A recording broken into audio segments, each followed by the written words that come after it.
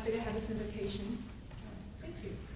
It's nice to be with you all. Some of you I know professionally, some of you I know personally, and so it's really nice to be able to be with you all. And we really do value our partnership with FHLI and really value our engagement with our healthcare as well as our business and our community leaders. When we really think about health, we think about very holistically, and that means everybody really coming to the table and think about how do we improve the health and well-being of our state. So really happy to be here. Is it on the side? Got it? Yep, I got it. It just wasn't on. So at the department, at Health and Human Services, we really route a lot of our initiatives in this fundamental question of what do people need to be healthy? That really is the fundamental question and our fundamental charge. And when you ask that question, not even just in the department, but actually across our stakeholders, our business stakeholders, our lay stakeholders, our health stakeholders, the answer to that question is actually pretty consistent and pretty intuitive. So about 20% of your health comes from health care. So it's critically important that people have access to high-quality, comprehensive health care. That means dental health, go away smiles. It means physical health, and that means behavioral health. Critically, fundamentally important, and making sure people have insurance such that they can access high-quality medical care is fundamental. However, high-quality medical care only accounts for about 20% of your health. So how do we think about addressing that other 80%? And that other 80% is where the intuition and what the common sense comes into place. So when you ask people, if you have $100, how would you invest it in order to really promote health in somebody? About $20 would go to high quality medical care. The other piece people say is people need access to healthy food. They need safe housing. They need reliable transportation. And they need a good paying job. That's what people really need to be healthy. And we have not thought about that other 80%, scaling that across the state, scaling that and connecting that into our health care. So that's the divide between our health care and our social services. And that's the divide we're trying to close as we're really trying to improve the health of our population. And that's the piece where NCCARE360 will come in. So as Chris was saying, this will be the first time that on a state level, we are trying to put together a coordinated network, statewide coordinated network, that not only will have a robust data repository of updated community resources, but we'll have a shared technology platform between our healthcare providers and our social service providers. So now we're bridging that divide between healthcare and social services, such that we can provide whole health and provide that opportunity for health for North Carolina. So this is what we're trying to do. We'll go into much more detail as we go through. It is founded in partnership. The state does its best work in partnership with others. And so, as Chris said, this is a private-public partnership with the Foundation for Health Leadership and Innovation. And really thinking about the flexibility and the innovative arm of our private sector is incredibly important to a lot of our work. And then we have 3 partners, and we'll go into that, who are actually bringing this platform to life, and that we are relying on some of their infrastructure and complementary talents that they bring to bring this platform to life. So as Chris said, the platform is one piece of a unified agenda that we're trying to do across the state to, again, really make sure we have that promise such that all North Carolinians have the opportunity for health. We'll talk today about NCCARE360, but I want you to see that this is part of a broader context to really meet that vision of how do we scale up and address that other 80% of health and connect it into health care. So just to, maybe you can bring me back on other days, and I'm happy to talk about some of these other pieces, but we have this really cool map that came out of the State Center for Health Statistics that you can drill down to the census tract level across the whole state and map out about 14 different social indicators across the state. It's a really powerful tool to think about how we're going to invest strategically in our communities. We have a standardized set of screening questions, so now people are asking, do you have food? Do you have housing? Do you have transportation? Especially thinking in healthcare, understanding if you're trying to manage someone with diabetes and that person doesn't have food, really hard for them to manage their diabetes. So how do we think about asking these critical pieces of health more consistently? We'll come back to NCCARE360. We need to think about a whole other workforce, team-based care and complementary workforce that on our healthcare providers. Community health workers being a really critical part, thinking about comprehensive health, especially at that community level. We can do a lot of better work of ensuring people are enrolling into existing resources, not just trying to build new resources. And as some of you may know, we are about to launch into the biggest change in North Carolina healthcare delivery system as we are moving from a fee-for-service Medicaid program to a managed care Medicaid program. And we are really intentionally thinking about every different lever that we can roll into Medicaid managed care such that our Medicaid dollars are buying health for our citizens. So that's a big agenda that, again, I can come back at other times, but a really critical piece is NCCARE360, which we see as a statewide infrastructure that we can leverage for all of these different initiatives. So drilling down a little bit more of the functionalities, as I alluded to, this is between the public-private partnerships, we brought together 3 partners and to use their complementary assets and experience. So, and we didn't want to rebuild anything that was here, we wanted to further strengthen what was already here. So through United Way of North Carolina and then the 58 local United Ways, they run our 2-on-1 system, which was already a statewide resource directory. It needed a lot of investment such that those resources could be up to date, could be modernized, could be curated, could be at a 5th grade reading level, but we didn't want to try to recreate a statewide resource directory when we already had one. So we have our 2-on-1, and in addition to updated resources, they also now have navigators at 2-on-1 so that people then can call and they can now have text and chat capabilities as well, so people are more able to access existing resources and those resources are up to date. The second piece we brought to the table is Expound. They are kind of a backroom technology partner, and they are bringing all of those updated resources into a resource repository that is also able to ingest other community resource directories. We have several communities around the state that have spent a lot of time in having an updated resource directory. We didn't want to just dismiss that. We wanted to be sure we had technology to ingest that resource directory. And so that is the partner Expound is doing, and we will have this public utility with these bi-directional feeds of our directories across the state, so people don't have to keep doing it over and over and again. We can do that as a shared utility.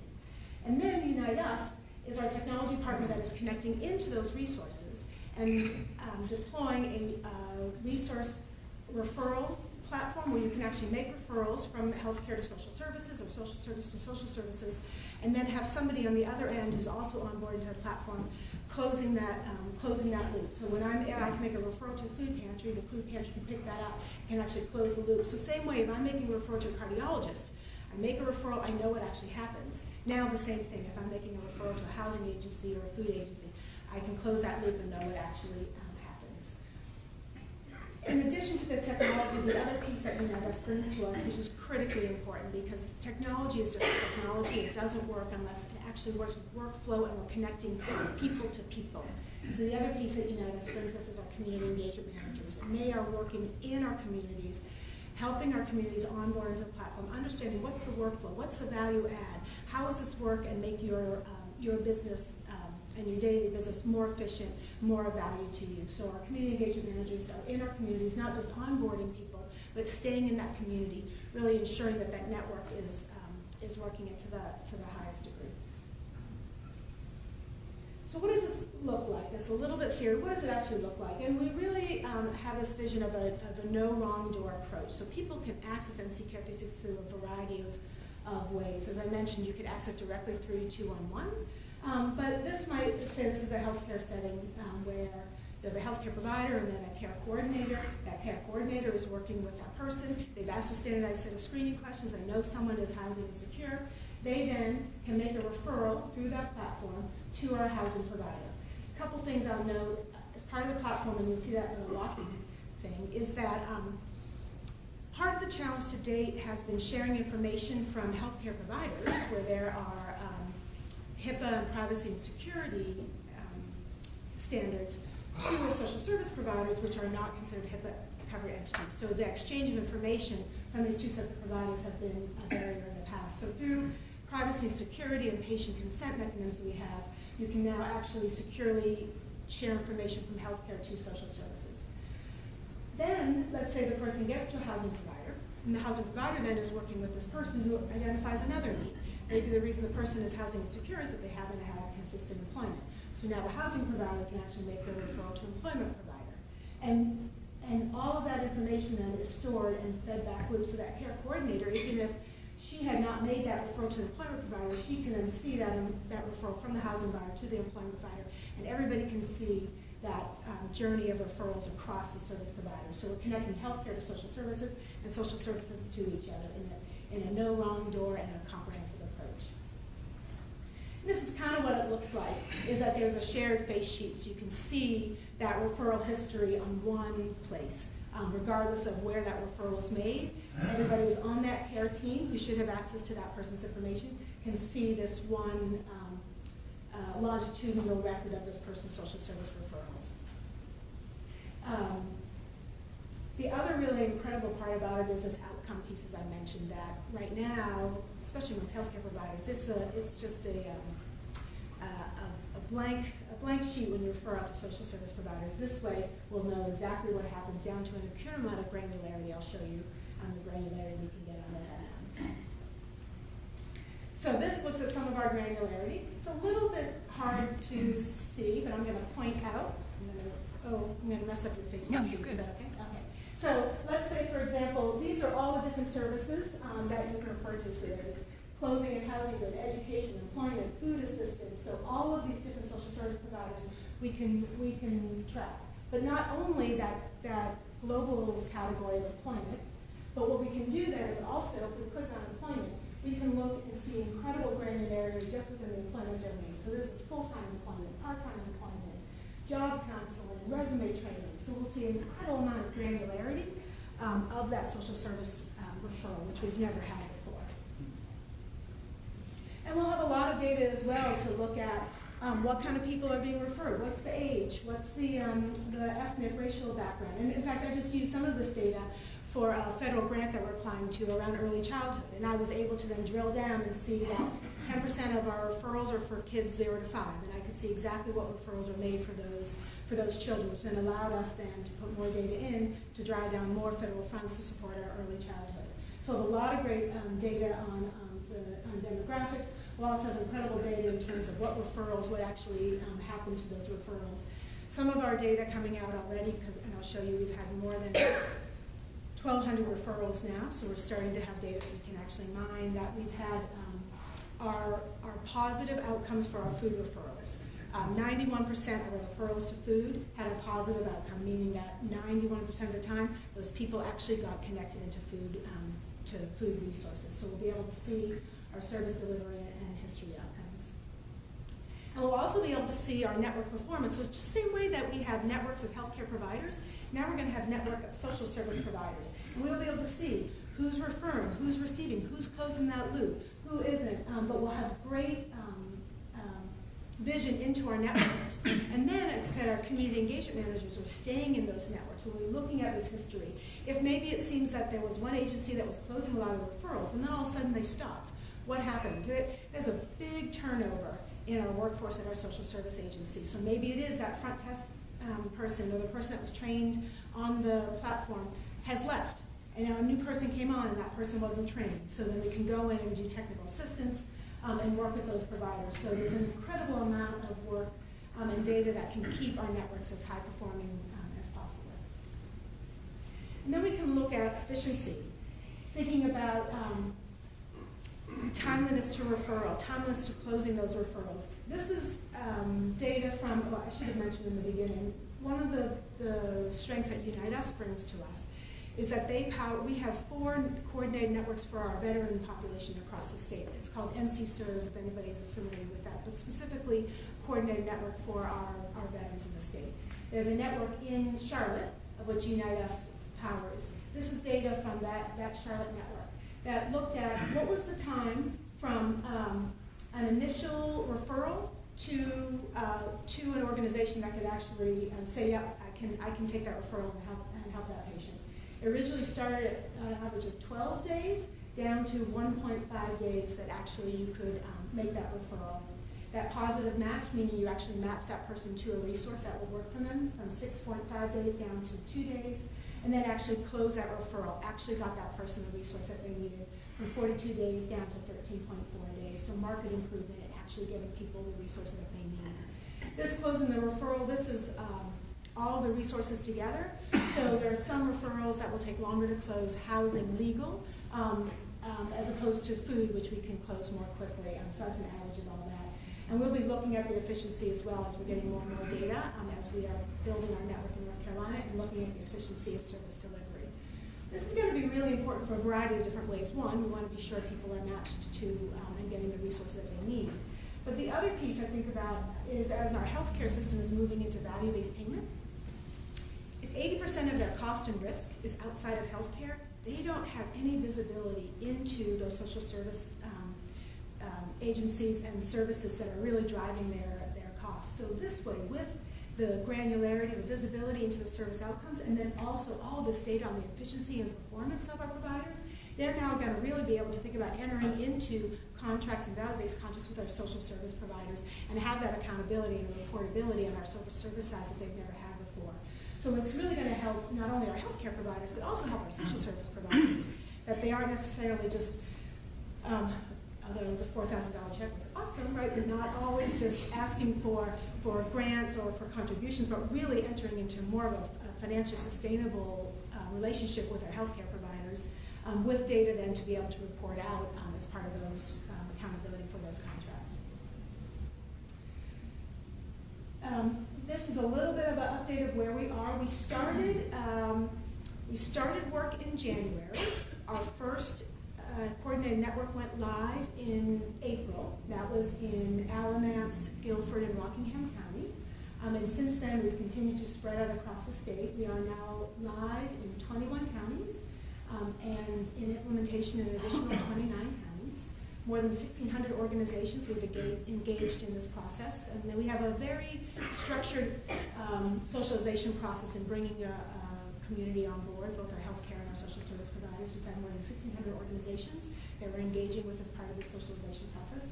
Almost 400 organizations already have licenses that have been onboarded to the platform in order to bidirectionally share information. More than 1,600 active users who are actually making referrals, receiving referrals. Actually, hold on, I'm lying. This was, every week we're increasing, so hold on. That was from last week, but I got updated numbers for you as of this morning. I will tell you that we have more than 400 organizations with licenses, 1,644 active users, and 1,200 referrals already since we started. So we're really excited about that process, or progress. In terms of the United Way, as they are curating and updating all those resources, almost 8,200 programs have already been verified and curated and written at that 5th grade level. So a lot of great progress in making sure that our statewide resources are all up to date. This is where we are as we're spreading across the state. The dark teal are those organizations that are, or those communities that are live already. And then that lighter green are those organizations where we haven't yet onboarded. And our goal will be to be statewide and live in all 100 counties by the end of 2020. And we are we're between the counties that are onboarded and those implementation, we're up to 51 counties already. So we're on track to be statewide in the next 2 years. And that is it for my comments. And I left some time, about 10 minutes, I think, for questions and answers. Yes, ma'am. So one thing that I really appreciate since I've been here for 2.5 years is that North Carolina seems very progressive in health and clients. Oftentimes on the agency side, difficult clients are literally dumped off, and there's no accountability on the originator for that client being passed off to somebody else. But are you also looking at better compliance on the patient side? Yeah, yes, we are. And I think that when you really drill down into what is driving health and what is driving health behavior, it really gets into a pretty complex discussion. And that's the importance, I think, of really driving into what's the root cause, right? And so I think we've heard this so let me tell you a story, and then I'll come back to that. So when I was a resident, we have what's called a continuity clinic. We have a primary care clinic, and people come to do their primary care. And so I'm a pediatrician by training, a pediatrician in preventive medicine. So I had my continuity clinic, and I had, you only have like 4 people on your schedule in an afternoon. the time. So when somebody doesn't show, then you call and you find out what happened. So I had a young mom with a 6-month-old baby, and they didn't show for their 6-month-old baby check, right? And so I called the mom, and I probably had a little judgy tone in me, and I probably thought, oh, non-compliant, irresponsible young mom, you know, all the stuff that we do, right? So I called the mom, and I said, hey, you missed your appointment, what happened? And she said, well, I was Dr. Cuervo at the time, Dr. Cuervo. I was all set to come, I had the baby all dressed up, we were all set to go, and I was about to open the door, and there was gunfire in front of my house. And I didn't think it was safe to bring my baby out. I thought the better decision was to stay home when there was gunfire in my house. And I said, you know what? You were right. So I could have, right? I mean, so you have to understand the context in which people make decisions, and typically people make the right decision with the choices that they have. And I would argue, she was a non-compliant patient who was a no-show. She was a Medicaid patient who was a no-show. Medicaid mom, no-show. She made the right decision in her context. So I think we have to understand the context of which people are making decisions.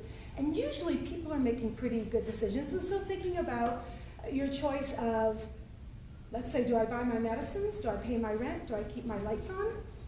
I don't know. And so I think drilling down into the root cause of health and what is driving that is a really, really fundamentally important piece. And I think a lot of times we do label patients as bad patients, non-compliant patients, without really understanding why. And I really worry about, this wasn't really your question, but I'm going to answer it anyways. Because I think about this a lot. And I think about what's the unintended effects and how could we worsen health disparities, right? And so much of our disparity is this underlying social risk. And what we've learned in Medicare, as we move to value-based payment in Medicare, is we actually worsen health disparities because we weren't factoring in social risk.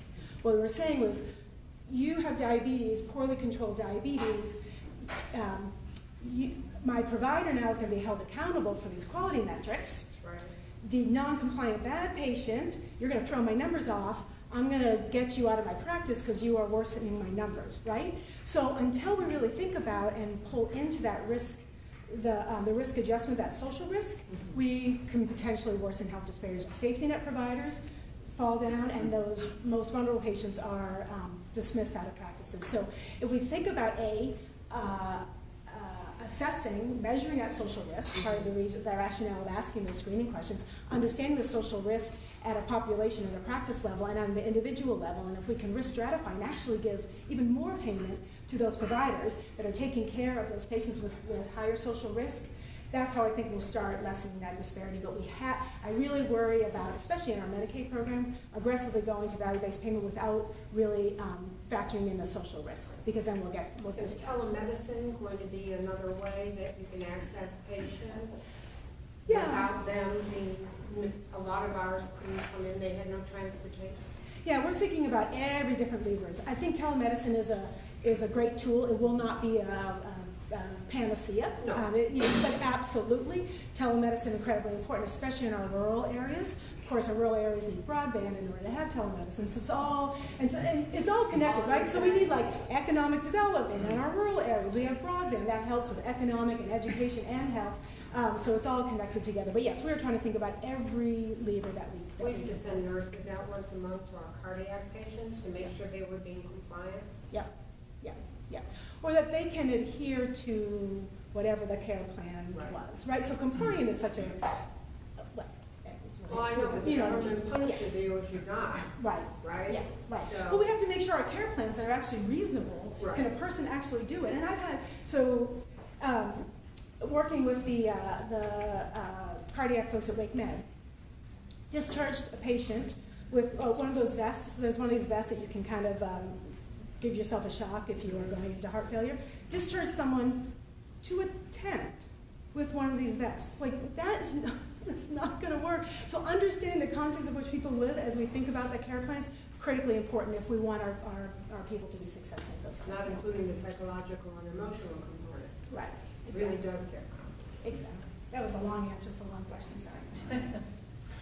What other long questions? Oh, yes, sir. How do healthcare providers access NC360. I know a lot of the focus is on Medicaid because that's a large low-income population. There are a lot of low-income people who are not participating in Medicaid. And so how can we help spread the word to healthcare providers to access this important resource? Yeah, absolutely. I love that question because, one, I would absolutely say NCCARE360 is not for just Medicaid patients. It is for all of our people. We know even in our commercially insured population, 18% of our commercially insured population have food insecurity.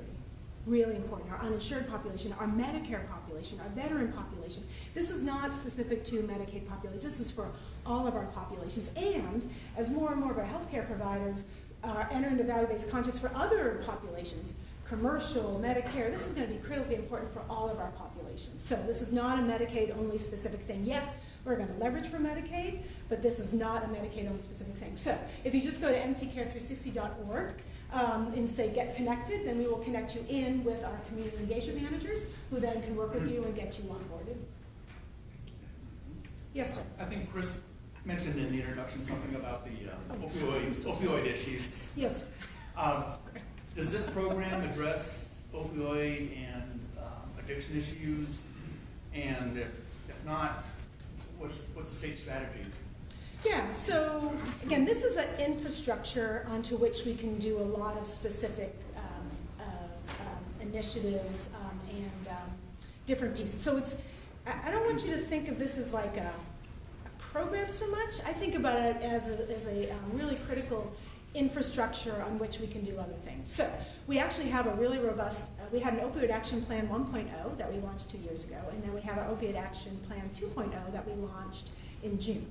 And when you think about the complexity of addiction, not even just think about horizontally, but also vertically, I'll get to this. This is how I see this all fitting in. So thinking about substance use disorder horizontally and how we want to think about that of the person right now, right? So let's say somebody is struggling with substance use disorder.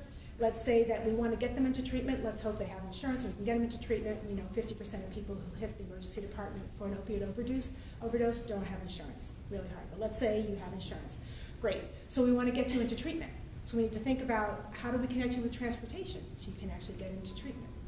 And then we know that recovery, so treatment is short-term, recovery is lifelong. And we want to think about how do we get you into recovery supportive housing, right? So once you're in treatment, you're not going right back where you were, but we get you recovery supportive housing. Let's also think about what about employment policies, fair chance policies, so that somebody who maybe had a criminal record while they're in the throes of their addiction, there's a fair chance housing policy, and how do we get connected to employment providers who can help with some of those employment issues. So I see this really helping that person on their journey of treatment into recovery.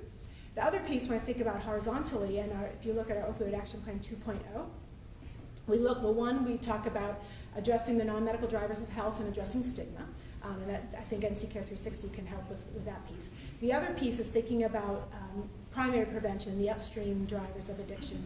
And we know, I don't know if any of you know the concept of adverse childhood experiences, but childhood trauma. There is incredible literature that the more of these adverse childhood experiences or trauma greatly increases your risk of substance use disorder down the road.